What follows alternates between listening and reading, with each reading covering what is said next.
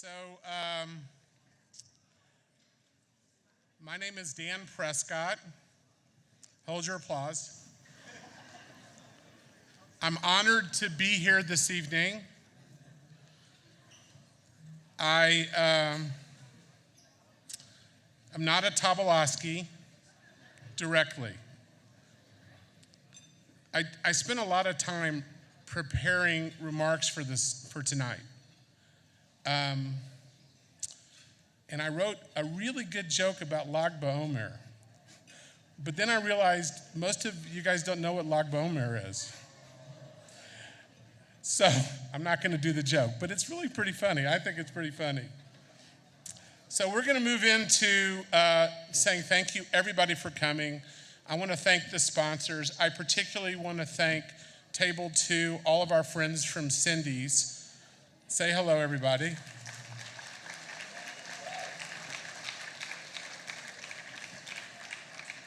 And I just learned that they are also related to the Tobolowsky family. So that's blows my mind, really, honestly. So I have a bunch of useless facts and a little bit of comments to make, but my job here is to take a 1 hour program and really try to compact it into 2 hours. So we should be in good shape there. The two Debs, who were really a dynamic duo, Deb Pfister and Deb Polsky, who really pulled everything off tonight. They asked me to read out all the names of the Tobolowsky related family that are here in attendance this evening. And they sent me the list, and I printed it off, and I had to get more paper and printed it off. And I recognized that if I read off that entire list of everybody that's related to the Tobolowsky family, we would be here till Rosh Hashanah. I knew you'd know that holiday. So I decided to read off instead the names of the people that are not related to the Tobolowsky family that are here tonight. So let me start. Lowell Michelson. I'm done. Thank you. I even checked the 6 waitstaff, and they are related to the Tobolowsky family. Now, I'm not saying that the Tobolowsky family is like ridiculously large and vast. They are. But to prove the point, in last week's NFL draft, there were 224 players selected. And 6 of them were Tobolowskys, which is Jews in the NFL, although there was one, it just doesn't really go together. But if there had been a Tobolowsky selected in the NFL draft, imagine how big the jersey would have to be to put their name on the back of it. Tobolowsky is not a short name. I mean, if all of the names of the Jewish people that have shortened their name, the Tobolowskys couldn't have done us a favor, maybe gone to Tobo or To or T. T would have been a good one. It's just ridiculous. And it's ridiculous how big their family is. In fact, it's not even a family, it's like a clan. Wait a minute, can you say clan here? Maybe not. Can't say clan. I'm here all night, by the way, just want you to know. So in preparing the remarks, one of the items that was sent to me was a genealogy report, in all seriousness, on the Tobolowsky family. And there were 365 pages to this genealogy report on the Tobolowsky family. So I dug into it, and I really focused, and I went through. I got like almost through page 2, and I put it down. It's not very exciting, but let me just tell you, and there were no pictures, so for me to get to 2, that's a big thing. It's a big family, and it touches all sorts of folks. So we're going to have a little fun tonight, have a little emotion. We're going to learn a lot about a family that's historic in our community. It's storied in our community, and they deserve to be honored and remembered and thanked for all that they've done. So we're going to start the evening with remarks from the president of the Dallas Jewish Historical Society, Stuart Rosenfield, followed by the chair of our Jewish Federation of Greater Dallas, Mark Creditor, and lastly, and not least, the executive director of the Historical Society, Deb Polsky. Thank you. Before I begin, there's a few thank yous that are in order. First, I want to thank Debbie Pfister for chairing tonight's event. This event wouldn't have taken place without her. Also, thank you to our Executive Director, Deborah Polsky, our Archivist, Jessica Schneider, and our Office Manager, Jenny Clays, for not only the hard work on this event, but your hard work and dedication for the Historical Society every day of the year. Finally, I want to thank our lead sponsor, Sparkman Hillcrest, who for several years now has been the lead sponsor for major fundraising events. We really appreciate your continued support. So if I just mentioned your name or your company, could you please stand for a round of applause? Okay.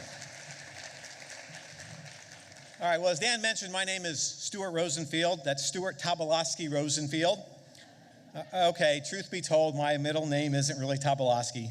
And I'm one of the 6 people in the room, there's actually 6 of us, that isn't a Tobolowsky or related to one. But I did grow up in Dallas, and I lived my adult life here. And almost everywhere I go in Jewish Dallas, a Tobolowsky, either by blood or marriage, has made their mark in this town. Whether by founding a synagogue, leading a nonprofit board, involvement in a capital campaign, or other philanthropic endeavor, the Tobolowsky family has had and continues to have a major impact on Jewish Dallas. Their leadership in the fields of law, medicine, arts and culture, and politics, among others, has enriched the lives throughout the Dallas area. The city of Dallas and the Dallas Jewish community truly owe a debt of gratitude to everyone connected with this large and generous family. In addition to the greater Dallas Jewish community, the Tobolowsky family has meant a lot to the Dallas Jewish Historical Society. Our archives, located in our offices at the JCC, house many of the artifacts donated by the Tobolowsky family. Several Tobolowskys have sat or are currently on our board. In fact, Dallas Jewish families, whether they have been here for decades like the Tobolowskys or those families who are relatively recent transplants, have found the Dallas Jewish Historical Society's programming, such as oral histories, bus tours, and speakers, to be an important link to the Dallas Jewish identity. That's why I'm announcing today a new membership level for the Dallas Jewish Historical Society. For only $250 a year, not only can you become a member, but you and a spouse and up to 3 additional family members living in the Dallas area or not can be in a family membership. That means they'll receive our monthly email newsletter that regularly connects all family, siblings, or children who aren't living in town can still feel that they're part of the Dallas Jewish community. Those family members who live here will be able to take advantage of all that the Dallas Jewish Historical Society has to offer, including free program pricing and other free activities and services the Society offers through its offices and its 15,000 item archive that's located in the JCC. Maybe if your out-of-town kids see what's going on in Dallas, they will want to move back. Or maybe that's just wishful thinking. In any event, please consider being part of the initial family membership drive of the Dallas Jewish Historical Society by signing up today by either returning an envelope or by going on our website, DJHS.org. The Tobolowskys have shown us what generosity and tenacity can do for a community. Let's help them build on the legacy and example they began over 100 years ago. Help support our mission to serve the community by preserving Dallas Jewish history for future generations. On behalf of the Board of the Directors of the Dallas Jewish Historical Society, thank you for coming today and helping us honor a deserving family. It is now my pleasure to introduce Mark Creditor, Board Chair of the Jewish Federation of Greater Dallas. The Dallas Jewish Historical Society is a proud agency partner of the Federation, and it is through the Federation's continued support and generosity, in addition to our membership support, that we are able to continue our mission of serving the greater Dallas Jewish community. Thank you. Good evening. It is my pleasure on behalf of the Jewish Federation of Greater Dallas to offer words of welcome and words of congratulations to the Tobolowsky family. The Federation is very proud to be able to partner and financially support such a wonderful and vital organization as our Dallas Jewish Historical Society. You see, a community like Dallas is a place where amazing impact is often felt for generations to come. And just like your federation, the Tobolowskys, their family also covers a wide area of community touch points, and they work for profound change for the better. What would our remarkable community look like if not for families like the Tobolowskys and all of their many descendants? Throughout every generation, the Tobolowskys make our Dallas community stronger, make our Dallas community much more vibrant. This very same mission can be found etched onto the walls of our Federation boardroom, so in a way, the Tobolowskys have lived. The Tobolowskys have contributed exactly as this community could have most benefited from. So on behalf of a community that is so much better because of the lives you have all lived, thank you to all of the Tobolowsky family members and their extended family members. And in the words of the great poet Oscar Hammerstein, who also came from a family of great contributors to society, he might have written the following: doctors and lawyers and artists and actors, these are the leaders we all must now factor. They gave to this city and always for free. Tonight we celebrate Tobolowsky. Thank you. Hello, I'm Deborah Polsky. I'm the Executive Director of the Dallas Jewish Historical Society, and we're so thrilled to have so many of you here tonight. Both the Tobolowsky family, with all its branches, and the Dallas Jewish Historical Society have a long, rich history in Dallas. While the DJHS has been around nearly 50 years, the first Tobolowskys arrived more than 100 years ago, adding to what was an already established Jewish community. The stories of this large extended Tobolowsky family tell the tale of three brothers, their children, and the many generations that followed, marrying into other families, and sometimes second or third cousins, resulting in a family tree with well over 1,000 members. We want to thank especially the family captains, as well as recognize the work of Ben Ablon, supported by Edwin Tobolowsky and later by Ira Tobolowsky, all of blessed memory, in tracing the extended family history and the extensive efforts of both David Tobolowsky and Deborah Tobolowsky in continuing these family history efforts. As of today, we have created, through MyHeritage, a combined tree of approximately 1,451 members, with 7 generations represented, and after finding the third Tobolowsky brother in the process, we are only at the beginning. At the Dallas Jewish Historical Society, we are in the business of remembering, of being the keeper of your stories. This is a place where your history can live, whether through personal collections for which we provide a home in our archival vault, through oral history interviews that allow your voices to continue throughout the generations, and through exhibits that share your stories with the community. Our vision is to connect present and future generations with Jewish Dallas. We believe that those families who know and pursue their history remain rooted in their communities and connected to one another. We hope you'll consider joining us by allowing us to help you connect with your past and by becoming a member of the DJHS. And as Stuart noted, membership envelopes are on the table. Our thanks go out to the Jewish Federation of Greater Dallas, whose funding makes it possible for us to do what we do, to our sponsors without whom this event would not be possible, with a giant shout out to the team at Sparkman Hillcrest who have joined us this evening, as well as the team from Cindy's who have been a long supporter and whose efforts we appreciate. We also have great thanks for our event chair, Debbie Pfister, and to our family steering committee, Carol Aaron, Jennifer Blum, Ruth Hendelman, Hal Jason, Gail Loeb, Myra Prescott, Morton Rachofsky and Helen Feldman, Eileen Scheib, and Peggy Tobolowsky. And to our volunteers, Dan Prescott for being our host tonight, Joe Reingold and May Siebel for oral history interviews and more, Lori Goldberg and Julie Schrell for the beautiful tables, Myra Prescott and Marla Janko for table assignments, Deborah Konigsberg, Liz Leaner, Jim Schwartz, Stuart Rosenfeld, and all those others who helped tonight.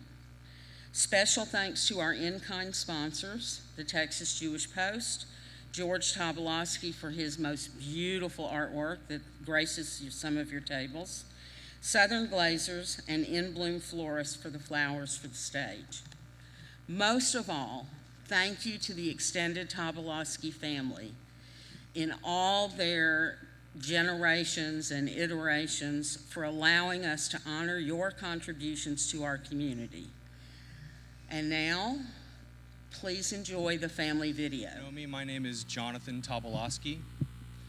First off, I want to thank the Dallas Jewish Historical Society for honoring the Tobolowsky family in such an outstanding and significant way. What an amazing presentation and a true privilege and honor to be part of this family. Now, when my brothers and I were asked to make a few comments tonight, we weren't given much direction other than to speak about our father and speak about what family meant to him. Truly an honor. Now, it's easy for me to tell you how much family meant to him. Family was his life. Family is what he lived for. Family was always his first priority, and family is what made him the happiest. Whether it was Thanksgiving at his brother's ranch or a Sunday night dinner with his wife and children, he was happiest when family was the focus. And by the way, Thanksgiving at the ranch consisted of roughly 200 of our closest family and friends trekking about an hour out of Dallas to spend the day with one another. In fact, there was one Thanksgiving, true story, where we had horrible, horrible weather. It was cold, wet, and icy, and yet still everyone kept the tradition and made their way out for the day. As the day came to a close and food comas started to wear off, Dad directed me to start loading up the car for the drive home. I took the key from him and headed out to the car with the first load of stuff. As I put the key in the lock to open the car door, snap, the key broke inside the lock. It was now late on Thanksgiving Day, and I hadn't a clue what I was going to tell my father. I remember walking inside and pulling him to the side in hopes of avoiding the inevitable production and mockery that was headed my way. He responded by saying, "If the worst thing that comes from this is us spending a little more time with our family, I think we'll be able to look past this one. But this does make you an idiot."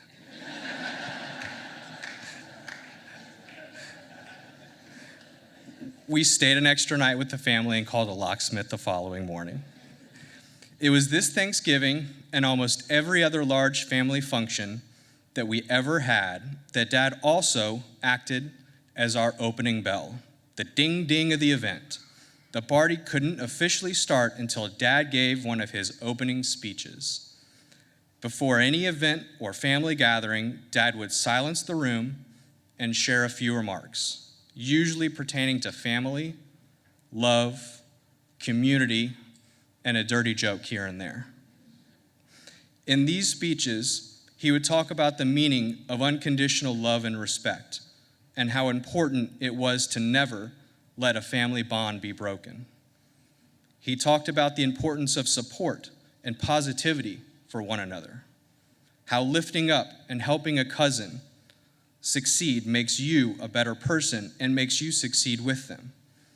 He would talk about how special everyone was in our family and how much everyone meant to him. He would sometimes even single people out to acknowledge an award or an achievement. He was more proud to be a Tobolowsky than anything else, except being our father. He displayed pride, confidence, love, and respect. He spoke with humility and taught us all that these things had to work together. Those speeches are amongst my fondest memories, And what I look back on and remember the value of my family that he instilled in us, it makes me proud, and I couldn't be more honored. Now to hear from my other two brothers. So for those of y'all who don't know me, my name is Michael. I'm the favorite Tobolowsky of the family.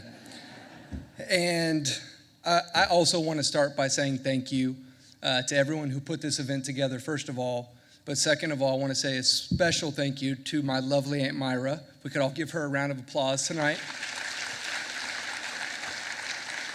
Who, by the way, waited until a day and a half before this event to ask us to speak. But that's fine, we still love you. I also want to say thank you to Dan Prescott for emceeing tonight. Did an amazing job, funny as usual. So thank you to Dan as well. We were asked to speak about Dad tonight, and after hearing my brother's speech, I got a little nervous because I'm talking about something totally different. So hopefully it's exactly what Amara was looking for. But we were asked to speak about Dad, and I'm deciding not to do that. And that's partly because of this reason, and that is I'd rather talk about that amazing man who raised me as opposed to the milkman my mom still refuses to come clean about.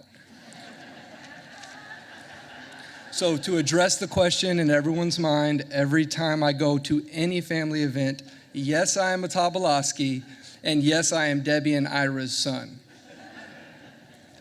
I actually was very comforted to know from the presentation earlier that there are other Tobolowskys who are taller than 5'5".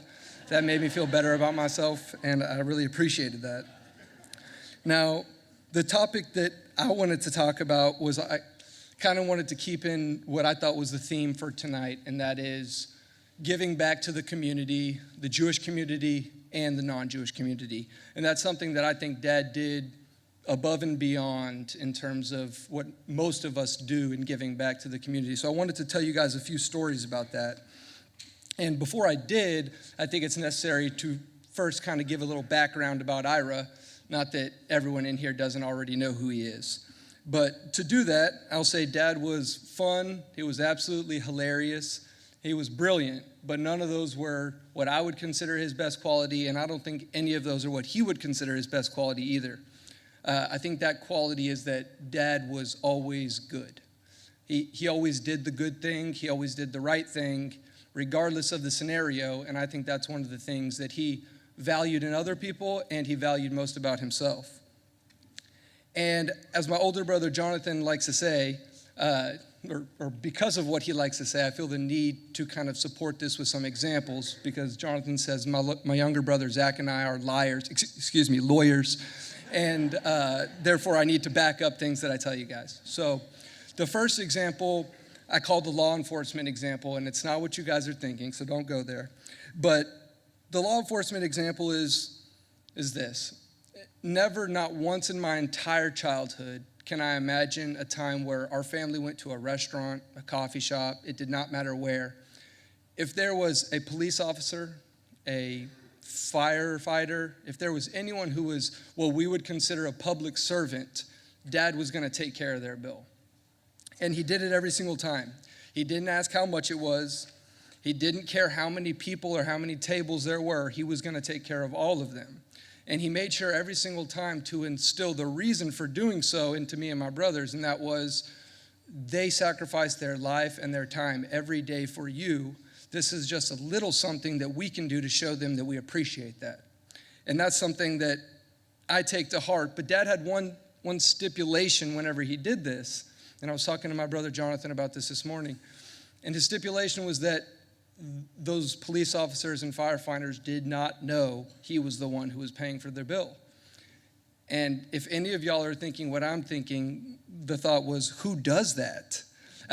And from my experience, I don't know anyone else who does good deeds like that but doesn't want attention. Dad didn't do those things. Dad didn't give back because he wanted to feel good or because he wanted recognition. He did it because it was the right thing and it was the good thing, and that's what he tried to instill in us. And like most people, if I was in his shoes, I feel like I would have probably wanted something like a fake arrest of my brothers or letting me tase them or something, but not Dad. Dad was always in it just because, like I said, it was the right thing to do. So that's the first example I like to use. And the second one is what I refer to as the neighborhood lawyer. And unfortunately, I learned about this part of Dad's life the hard way. And so for those of you who don't know, after Dad passed away, I took over his law practice, which included me moving into Lover's Lane and helping out some of his prior clients, getting a few clients who were foolish enough to trust me. And what I learned was one day we had a potential client walk in off the street. Her name was Bertha.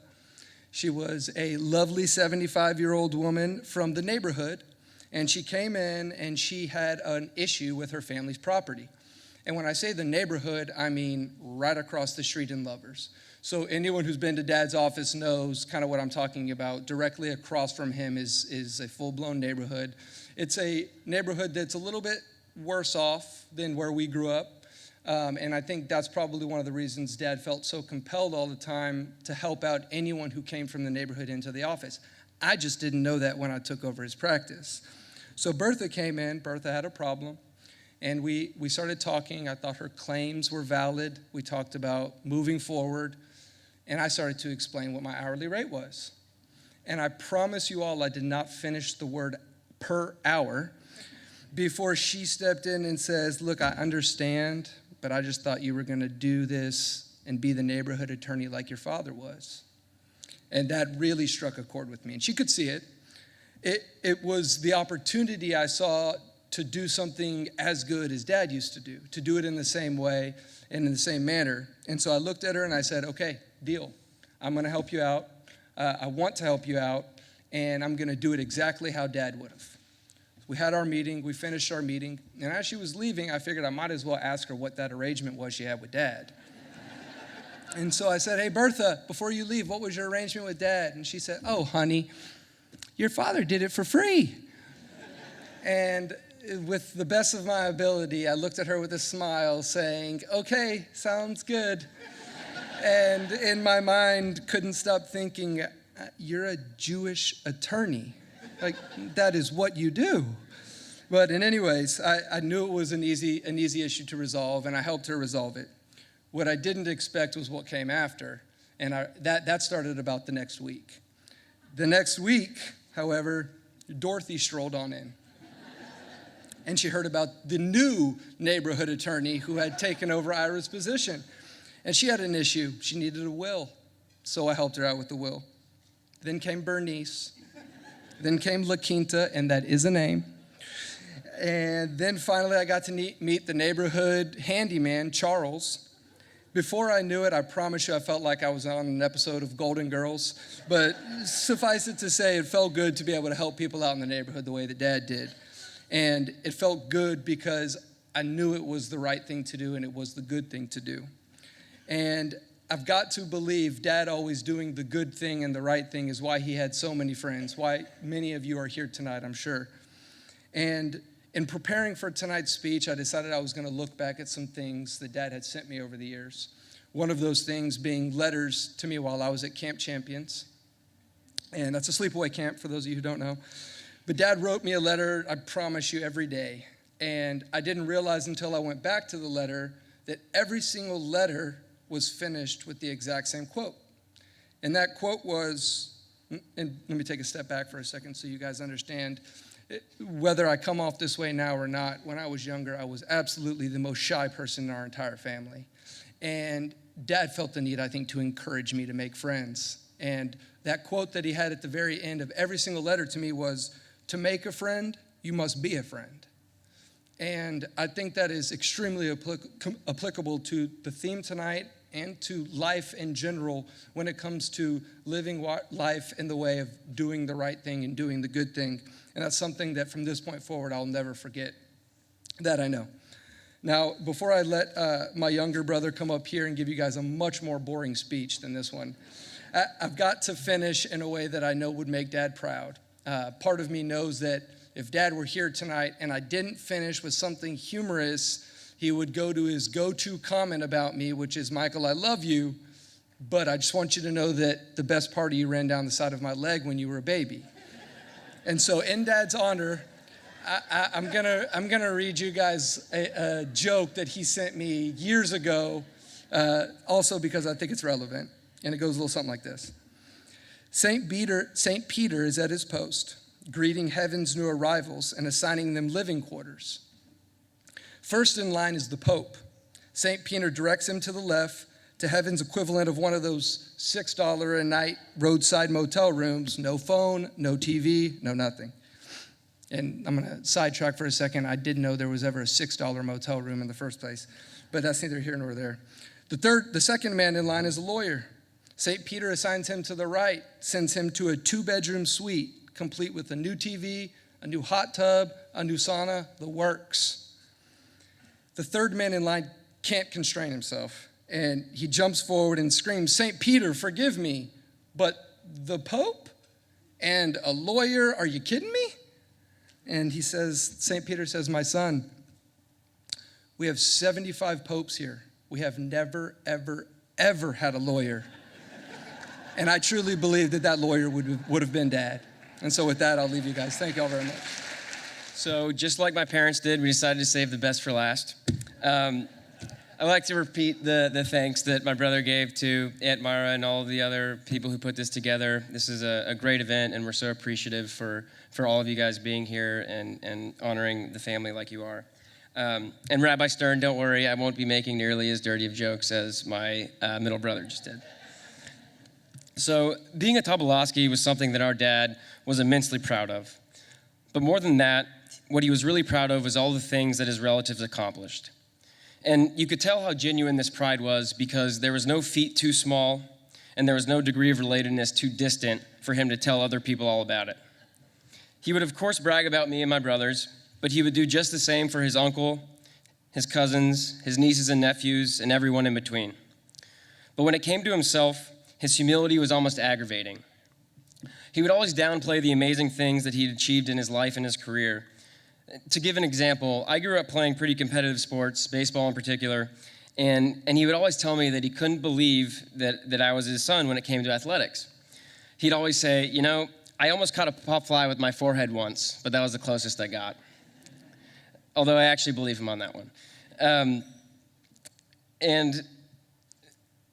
In all seriousness, despite having remarkable achievements that he could have broadcasted to any number of people, he never wanted to talk about himself. And if he ever did, it was for the sole purpose of self-deprecation. So because he wouldn't boast about himself, and because I began idolizing my dad from the first day that I was capable of forming my own thoughts, I took it upon myself to do his bragging for him. Looking back, I must have started thousands of conversations with the phrase, "My dad did X, Y, or Z." When I was 10 or so, my dad had a case against the state involving gambling laws in Texas. I took that to mean that he had a case against then Governor Bush, and so I went around and told all of my friends that my dad beat George Bush in a lawsuit. And I, of course, bragged about him arguing before the Supreme Court. I could give countless other examples, but suffice it to say that his life and the example that he set was more worthy of unabashed praise than anyone that I'll ever meet. Another thing that exemplifies how much my dad cherished family was the fact that he made sure to capture everything his family did in whatever medium existed at the time. First, he had boxes upon boxes of photographic slides from before I was born that he would have us look at with him through a light box. He would ultimately go on to graduate to the video camera. Growing up, he would leave work early on a nearly daily basis so that he had time to set up his tripod and video camera before every one of our games. There he'd be on the basketball court or literally in the middle of my team's dugout before the teams even got to the game. Frankly, if he were here today, I'm not sure that he wouldn't have done the same thing in the courtroom for my first few hearings as a young attorney. He also recorded every Hanukkah, Thanksgiving, New Year's, and any other family gathering, after which he'd create a highlight video of all of us just sitting around doing nothing. But he'd put background music to it in case that made it more entertaining. And he was probably the only one who truly and genuinely enjoyed watching those videos. Tonight's theme represents the one thing that our dad unconditionally prioritized above all else. It is what drove everything he did in life, and it embodies who he was, family. And although tonight is about the Tobolowsky family in particular, to him, the concept of family encompassed a great number of people outside of our bloodline, which I get it is really big. To be sure, his family always came first. But in terms of what you think about when you think of the types of things people do for their actual family, our dad went to those lengths for his friends, for his friends' friends, for my friends' parents, for my nieces and nephews' friends, for our friends' pets, you name it, the list goes on. In truth, the things people do for family, he did for anyone with any meaningful connection to somebody that he loved. He made it seem like the word favor didn't exist. By that, I mean pulling strings for someone or helping them accomplish something was as inherent to his everyday life as eating or working was. Helping somebody else was never a burden for him because it is just who he was, and he never needed, asked for, or expected anything in return. And every time he would downplay or even avoid taking credit for any kind thing he did. But there is one exception to all of this. He always told me and my brothers, if you ever get arrested, don't waste your phone call on me, because I'm not coming. All of this comes full circle with the other theme of tonight, legacy. After my Aunt Mara asked us to say a few words about our dad and the notion of legacy, I came across a quote that read, "A legacy is etched into the minds of others and the stories they share about you." In reflecting on how this concept relates to my dad, I thought about what was ingrained into my mind about the life he lived, the things I will always remember about him, and the stories that I would want to share about him with anyone who would listen. I realized that my dad's legacy couldn't be any clearer in my mind. The legacy he left behind is one of innate selflessness, sincere, unconditional, and possibly even blind selflessness. This is certainly the mark that he left on me, and it's a legacy that I think we should all aspire to leave behind. While I have a long way to go, I will continue to do my best to live up to that legacy every day. Thank you. Beautiful legacy. I think you guys would all agree. And you know, when I was listening to them speaking, I'm sure it came across your mind what came across my mind. Years, days, hours during the day of buying meals for policemen and firemen, donating countless number of hours to charitable organizations, helping pro bono all of the people in the community, leaving early almost every day to go and film his kids' sporting events, and yet still he billed over 100 hours a week. That is just what I would say is dedication.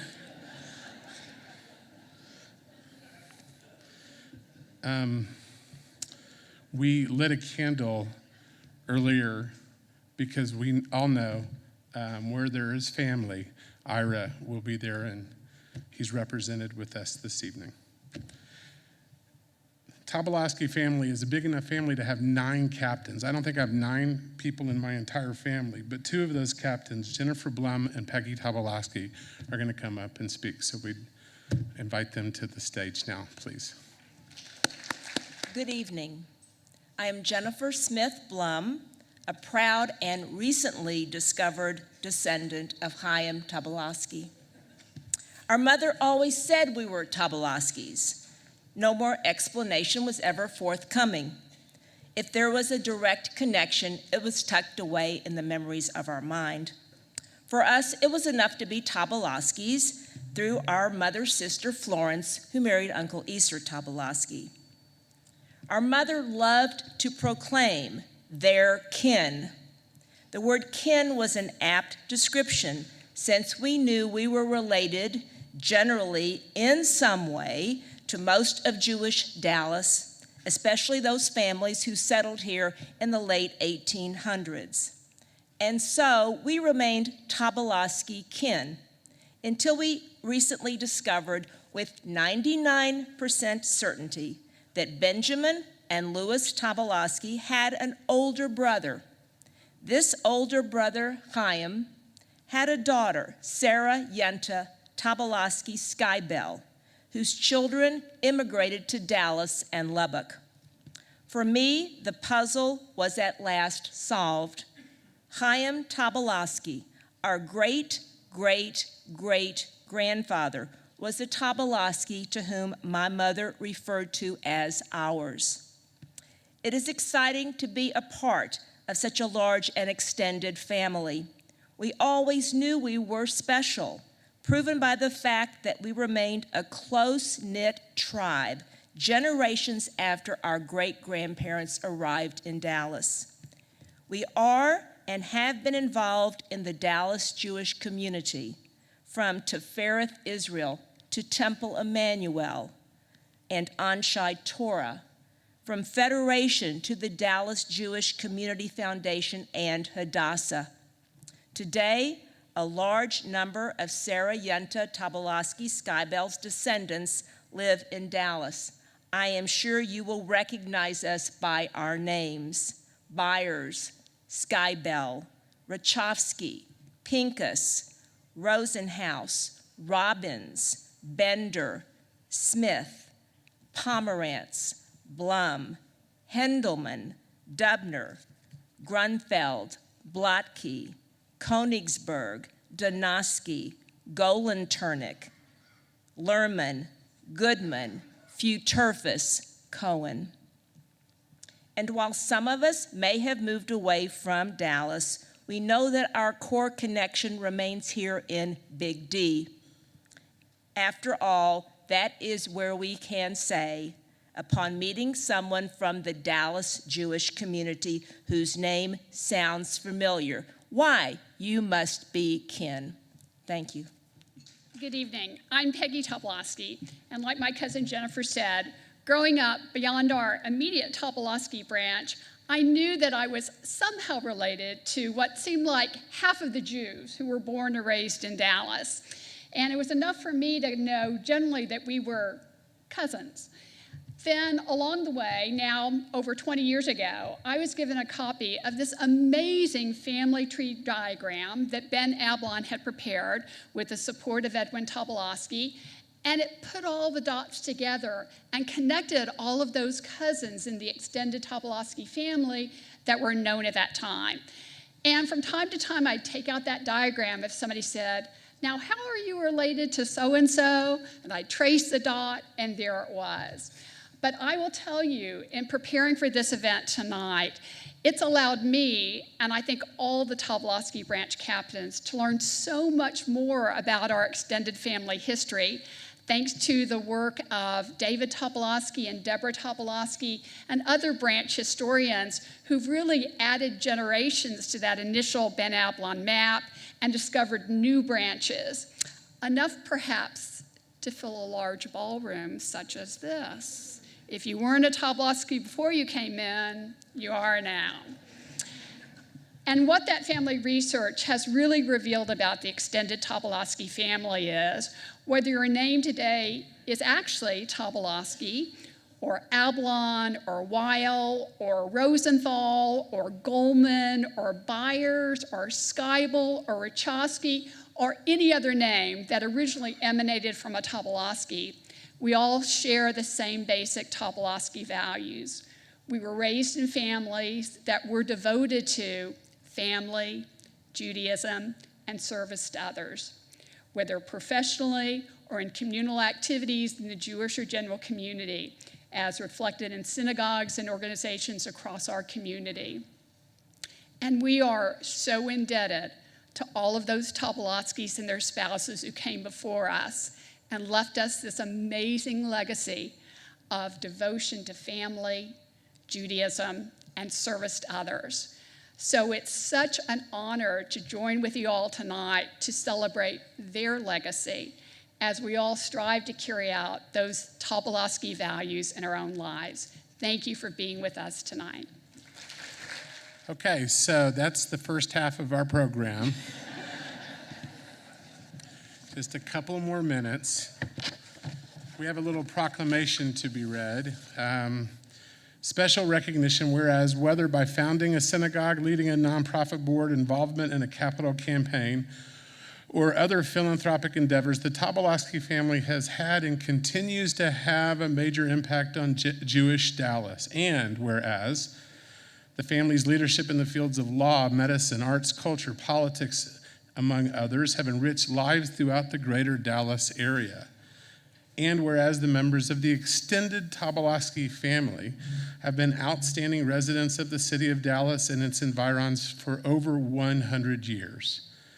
And whereas the extended Tobolowsky family has contributed to the civic landscape of greater Dallas through their engagement in community life. And whereas the Tobolowsky family members continue to share their deep roots and personal stories with our community through the Dallas Jewish Historical Society. And whereas each generation of family members have fulfilled the promise of immigration to a new home that had hard work and education bring benefits to an individual, their family, and the community. Whereas the city of Dallas and the Dallas Jewish community commend and are grateful to the Tobolowsky family for their generosity and commitment to our communities.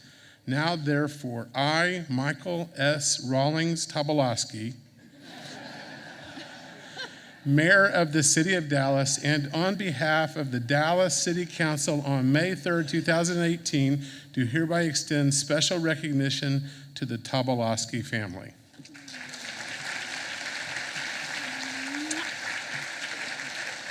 So just a few cleanup, and then we're done. So thank everybody for coming to tonight's event. There's still plenty of food and liquor, and we'd love for you to drink your way or eat your way out of the building. Please consider, if you're interested, filling out a membership envelope and joining the Dallas Jewish Historical Society. George, did I hear you correct that everybody can take home one? No, they can't take them this year. We almost lost the Tobolowsky with that one. So once again, it's been my honor to be here this evening. Thank you all for coming. Please stick around, enjoy schmooze, and congratulations.